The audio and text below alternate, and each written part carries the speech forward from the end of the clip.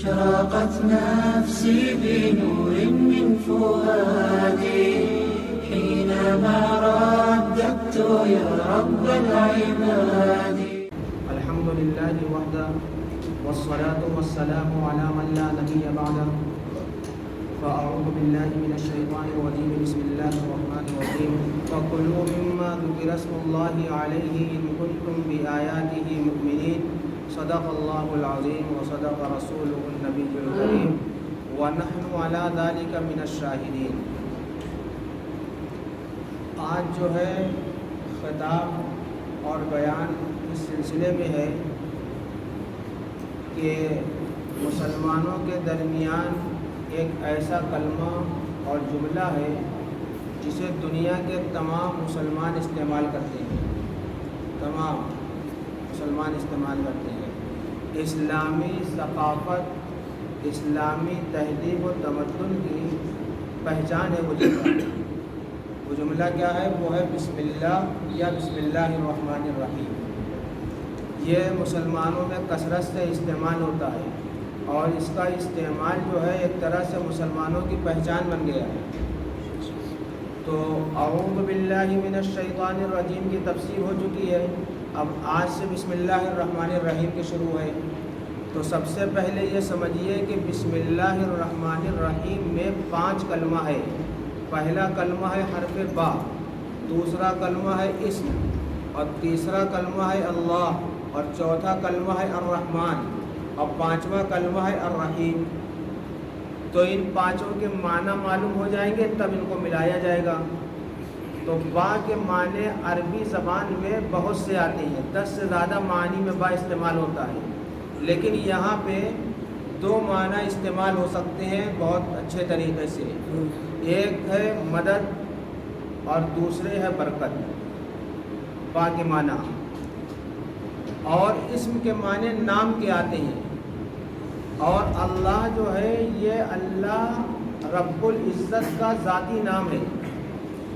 تو بسم اللہ کا ترجمہ ہوا اللہ کے نام کی برکت سے. اور الرحمن کے معنی ہے رحم کرنے والا، اور الرحیم کے معنی ہے مہربانی کرنے والا. تو اس اللہ کے نام کی برکت سے جو بڑا رحم کرنے والا، نہایت مہربانی کرنے والا ہے. اور ایک بات اور یاد رکھیے، یہ تو ترجمہ ہو گیا بسم اللہ الرحمن الرحیم کا. پھر عربی گرامر کے حساب سے ہمیشہ کوئی فعل اور فاعل جس کو ورب اور آبجیکٹ کہتی ہے وہ اس سے پہلے محذوف مانا جائے گا، اور جیسا موقع رہے گا ویسا ہی محذوف مانا جائے گا. وہ اپنے آپ ایٹومیٹک محذوف ہو جائے گا اور اس کا ترجمہ ہو جائے گا. جیسے مثال کے طور پہ میں اللہ کے نام سے شروع کرتا ہوں جو بڑا مہربان نہایت رحم والا ہے. اب اگر کھانا کھا رہے ہیں تو آگے کہیں گے میں کھانا کھانا شروع کرتا ہوں. اگر سونے جا رہے ہیں تو کہیں گے میں سونے جا رہا ہوں. اگر قرآن پڑھنے جا رہے ہیں تو کہیں گے کہ میں قرآن پڑھنے جا رہا ہوں. اللہ سورہ فاتحہ پڑھنے جا رہے ہیں تو کہیں گے بسم اللہ الرحمن الرحیم، اللہ کے نام سے شروع کرتا ہوں جو بڑا مہربان نہایت رحم والا ہے، سورہ فاتحہ پڑھنا شروع کرتا ہوں. تو یہ جو ہے میں شروع کرتا ہوں یہ اس سے پہلے محذوف ہوگا. میں جا رہا ہوں، میں آ رہا ہوں، اللہ کے نام سے جا رہا ہوں، اللہ کے نام سے واپس آ رہا ہوں. تو یہ ہے بسم اللہ الرحمن الرحیم کا ترجمہ اور خلاصہ. اور اب سمجھیے کہ بسم اللہ کی فضیلت بہت ہے. بسم اللہ الرحمن الرحیم کے بارے میں آتا ہے کہ کل حرف بسم اللہ الرحمن الرحیم میں 19 ہے، اور قرآن کریم میں ہے کہ جہنم کے دروازے پر 19 فرشتے اللہ نے مقرر کیے ہیں. سورہ مدثر میں ہے علیہا 19. تو 19 فرشتے جہنم کے دروازے پر ہیں، اور بسم اللہ الرحمن الرحیم میں 19 حرف ہیں. جو بسم اللہ الرحمن الرحیم پڑھتا ہے ہر حرف کے بدلے میں ایک فرشتہ عذاب دینے سے باز آ جاتا ہے، رک جاتا ہے. تو اگر کسی نے بسم اللہ الرحمن الرحیم ایک مرتبہ پڑھ لیا تو 19 فرشتے جہنم کے اس کو عذاب نہیں دیں گے. یہ کتنا بڑا فائدہ ہے، کوئی معمولی فائدہ ہے۔ اور بسم اللہ الرحمن الرحیم کی فضیلت کے بارے میں یہ بھی ہے کہ قرآن میں جو سب سے پہلی وحی نازل ہوئی ہے سورہ علق کی 5 آیتیں ہیں، اس میں بھی یہ کہا گیا ہے کہ اپنے رب کا نام لو پھر پڑھو قرآن۔ چنانچہ قرآن میں یہ نازل ہوا اقرأ بسم ربک الذی خلق، کہ آپ پڑھیے اپنے پروردگار کے نام سے۔ اور نبی پاک صلی اللہ علیہ وسلم نے خود فرمایا کہ جس کام میں اللہ کا نام نہ لیا جائے اس میں کوئی برکت نہیں ہوتی، کوئی برکت نہیں ہوتی، وہ کام بے برکت والا ہے۔ تو یہ بھی اللہ کے نام کی فضیلت ہے۔ چنانچہ نبی پاک صلی اللہ علیہ وسلم سے بے شمار دعائیں منقول اور ماثور ہیں، اور ان تمام دعاؤں میں بسم اللہ کے الفاظ آتے ہیں۔ اب سوال یہ ہے کہ بسم اللہ الرحمن الرحیم پڑھا جائے یا صرف بسم اللہ پڑھا جائے کام کے شروع میں؟ تو اس میں جو ہے 4 صورتیں ہوتی ہیں۔ پہلی صورت تو یہ ہے کہ اللہ کے نبی نے جہاں کہیں بسم اللہ الرحمن الرحیم پڑھا ہے وہاں پہ پورا بسم اللہ الرحمن الرحیم پڑھنا ہے۔ جیسے تمام صورتوں کے شروع میں، قرآن کریم میں کل 114 صورتیں ہیں، لیکن 113 صورتوں کے شروع میں بسم اللہ الرحمن الرحیم آیا ہے، ایک سورہ میں نہیں آیا ہے۔ لیکن ایک سورہ نمل ہے وہاں پہ بسم اللہ الرحمن الرحیم آیا ہے۔ جب حضرت سلیمان علیہ السلام نے بلقیس کو خط لکھا تھا تو وہاں پہ تھا انہو من سلیمان و انہو بسم اللہ الرحمن الرحیم۔ تو اس طرح کل قرآن میں 114 مرتبہ آ گیا، 114 مرتبہ۔ ایک تو آیت کا جز ہے اور باقی 113 مرتبہ جو آیا ہے وہ 2 صورتوں کے درمیان فصل کرنے کے لیے آیا ہے۔ اور سورہ توبہ صرف ایک ایسی صورت ہے جس کے شروع میں بسم اللہ الرحمن الرحیم نہیں آیا ہے۔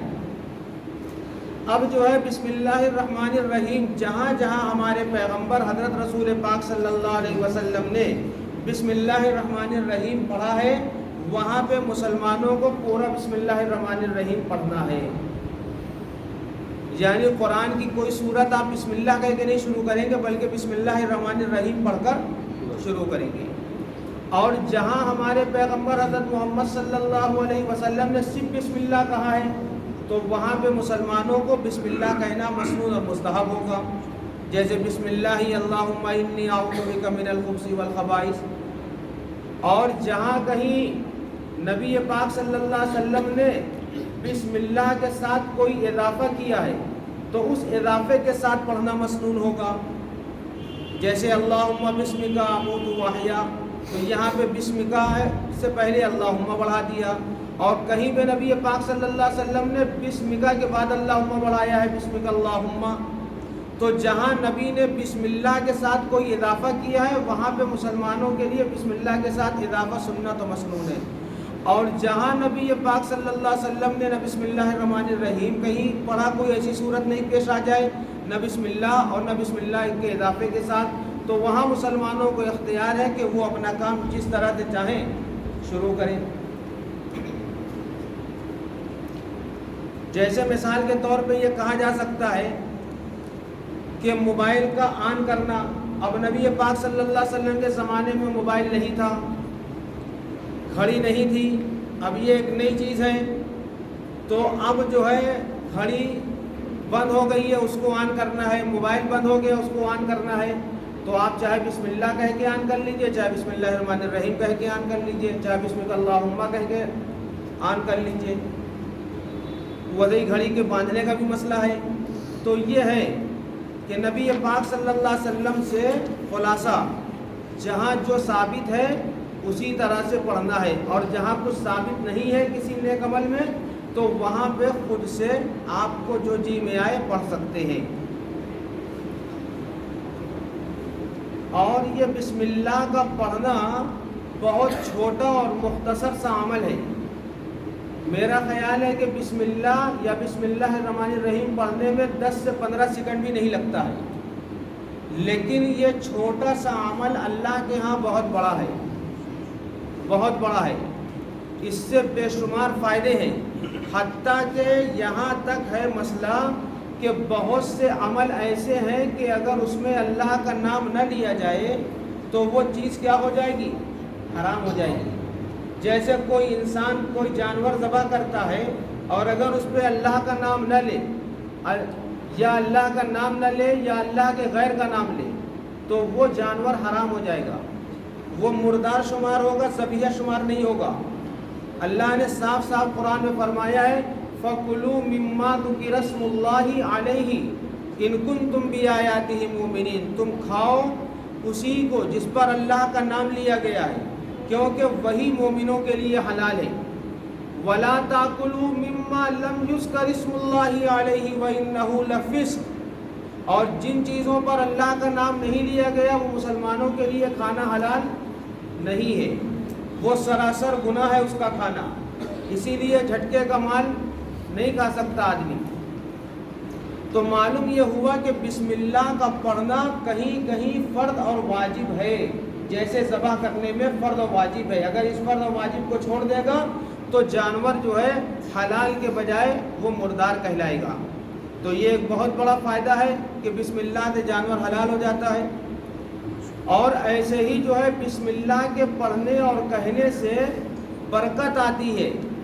کھانے کے اندر جو ہے نبی پاک صلی اللہ علیہ وسلم نے عبداللہ ابن عباس سے کہا کہ کل مما یلیک، کہ کھاؤ اپنے آگے سے، اور فرمایا وذکر اسم اللہ، اور اللہ کا نام لے کر کھاؤ۔ چنانچہ کھانا شروع کرنے کی دعا حدیث میں آتی ہے بسم اللہ ہی، اور یہ بھی ہے حدیث میں بسم اللہ وعلی برکت اللہ، دونوں دعائیں ہیں۔ تو کھانا کھانے کی دعا بھی پڑھنا چاہیے۔ ایسے ہی بہت سے عمل کے اندر یہ بات بتائی گئی ہے، اور یہ جو تہذیب ہے نا بسم اللہ کی، اور یہ جو بسم اللہ سکھایا گیا ہے، اس کے اندر بہت بڑی حکمت ہے، بہت بڑی حکمت ہے، اتنی عظیم حکمت ہے کہ انسان تصور نہیں کر سکتا۔ دیکھیے حکمت یہ ہے کہ جب بندہ بسم اللہ کہتا ہے کسی کام میں تو اللہ تعالیٰ بہت خوش ہوتے ہیں۔ کیوں؟ اس لیے کہ دراصل بندہ بسم اللہ کہہ کے اپنی عاجزی کا اظہار کرتا ہے کہ اے اللہ، میں تیرے نام کی برکت سے اس عمل کو کر پا رہا ہوں، اگر تیرے نام کی مدد نہ ہوتی، تیری مدد نہ ہوتی تو میں اس کام کو انجام نہیں دے سکتا تھا۔ حضرت بسم اللہ سب سے پہلے جو ہے کس کام کے لیے پڑھا گیا؟ تو تاریخ میں ملتا ہے کہ حضرت نوح علیہ السلام کی قوم ان کو بہت ستاتی تھی، تو حضرت نوح علیہ السلام نے اللہ کے حکم سے ایک کشتی بنائی، اور اللہ کی طرف سے پانی کا عذاب آنا طے ہو چکا تھا، طوفان نوح بہت مشہور ہے۔ تو جو کشتی بنی، اس کشتی میں بیٹھنے کے لیے اللہ تعالیٰ نے حکم دیا اپنے نبی کو، فرمایا وَقَالَ ارْكَبُوا فِيهَا بِسْمِ اللَّهِ مَجْرَاهَا وَمُرْسَاهَا۔ حضرت نوح کو یہ حکم ہوا کہ تم خود اور اپنی تمام قوم سے کہو کہ اس کے اوپر سوار ہو جائیں اس کشتی میں، لیکن کس طرح سوار ہو؟ آداب سکھلایا گیا، بسم اللہ مجرہا و مرساہا، یہ دعا پڑھ کر۔ اس دعا کا مفہوم کیا ہے کہ اللہ کے نام سے میں اس کشتی پر قدم رکھتا ہوں، اور اس کشتی کا چلنا اور اس کشتی کا رکنا سب اللہ کے حکم اور اس کی برکت سے ہوگا۔ یہ دعا سکھائی گئی۔ تو اس دعا کی برکت سے طوفان نوح میں نوح علیہ السلام کی یہ کشتی نہ ڈوبی اور نہ اس کشتی میں بیٹھنے والا کوئی فرد ڈوبا۔ یہ تھی برکت۔ آج بھی اگر کوئی بسم اللہ کہہ کے کشتی پہ بیٹھے تو امید ہے اللہ تعالیٰ اس کی حفاظت فرمائیں گے۔ اور جو ہے لیکن دل کا یقین صحیح ہونا چاہیے، کہ یقین کے ساتھ ایک بزرگ نے تقریر کی کہ بھائی بسم اللہ پڑھ کر جو ہے آدمی اگر دریا میں جائے گا تو پار ہو جائے گا. تو سبھی طرح کے لوگ ہوتے ہیں، جیسے یہاں جو لوگ بیٹھے ہیں سب ہم سے افضل ہیں ماشاءاللہ، میرا یقین ہے، میں بہت بڑا گناہ گار ہوں. تو ایسے ہی بزرگوں کی مجلس میں بھی کچھ لوگ ایسے ہوتے ہیں جو بزرگوں سے بڑھ کر اللہ سے تعلق رکھتے ہیں. چنانچہ ایک دیہاتی جو ان بزرگ کا مرید تھا، اس نے تقریر سنی اپنے پیر صاحب سے. اس کے دل میں یہ یقین بیٹھ گیا کہ ہم جب بھی بسم اللہ کر کے کوئی کام کریں گے تو کامیاب ہو جائیں گے. چنانچہ ایک مرتبہ وہ گیا، کشتی نہیں مل رہی تھی. جیسے کبھی آپ لوگ بس اڈے پہ جائیے، کہیں جانا ہو، وہاں کی بس نہیں مل رہی، تو اس کو جہاں جانا تھا وہاں کی کشتی نہیں مل رہی تھی. تو اس نے اپنے پیر صاحب سے سن رکھا تھا بسم اللہ کہہ کے اگر ہم جو ہے دریا میں جائیں گے تو ڈوبیں گے نہیں اور پار ہو جائیں گے، اپنی منزل پر پہنچ جائیں گے. وہ بسم اللہ اس نے کیا اور جو ہے دریا میں تیرتا ہوا چلا گیا. تو اس کا یہ یقین تھا. حضرت خالد ابن الولید سے کسی نے کہا کہ یہ زہر ہے اس گلاس کے اندر، دشمن آپ کو پلانا چاہتے ہیں. تو حضرت خالد ابن الولید جو ہے وہ قافلے کے امیر تھے، سپہ سالار تھے، جنرل تھے. انہوں نے کہا کہ کہاں ہے وہ گلاس؟ وہ گلاس لوگوں نے پیش کیا تو حضرت خالد ابن الولید نے بسم اللہ پڑھا اور اس کے بعد جو ہے اس کو پی گئے. کچھ نہیں ہوا، جنگ کی اگلے دن جیت گئے، فتح ہو گئی. تو بسم اللہ کا یقین بھی ہونا چاہیے کہ اللہ تعالیٰ جو ہے اس نام کی برکت سے ہمیں نجات دیں گے. آپ یقین مانیے کہ دنیا میں میرا چیلنج ہے، دنیا میں میرا چیلنج ہے، کوئی قوم بھی ایسی نہیں ہے کہ سب سے لاسٹ مومنٹ پر اللہ کا نام ہی اس کا سہارا بنتا ہے اور کچھ نہیں بنتا. سب سے لاسٹ میں ڈاکٹر والا ڈاکٹر کے پاس، وکیل والا وکیل کے پاس، اور جو ہے کشتی میں ڈوبنے والا ملاح کو آواز لگانے کے بعد، اور جہاز جب گرنے لگے تو جہاز سے گرنے والا آخر وقت میں سب اپنی اپنی زبان میں اللہ ہی کو پکارتے ہیں اور اسی سے دل کو راحت ہوتی ہے. بچے یا نہ بچے وہ الگ بات ہے، مقدر میں جو لکھا ہے وہی ہوگا، لیکن اللہ کے نام سے جو تسلی ملتی ہے وہ دنیا میں کوئی ایسا نام نہیں ہے جس سے تسلی مل جائے.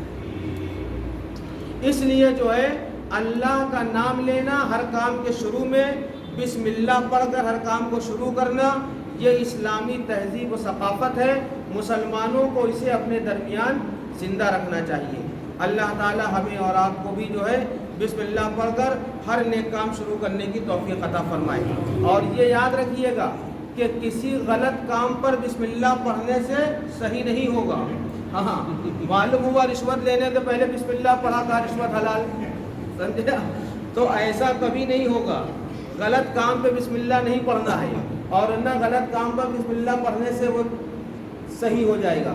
ہاں ناجائز رہے گا، بسم اللہ اس پر کوئی اثر نہیں کرے گا. اشرقت نفسی بنور من فؤادی حينما رددت يا رب العباد وانتشت روحي وصار الدمع يجري يا إلهي خذ بقلبي للرشاد.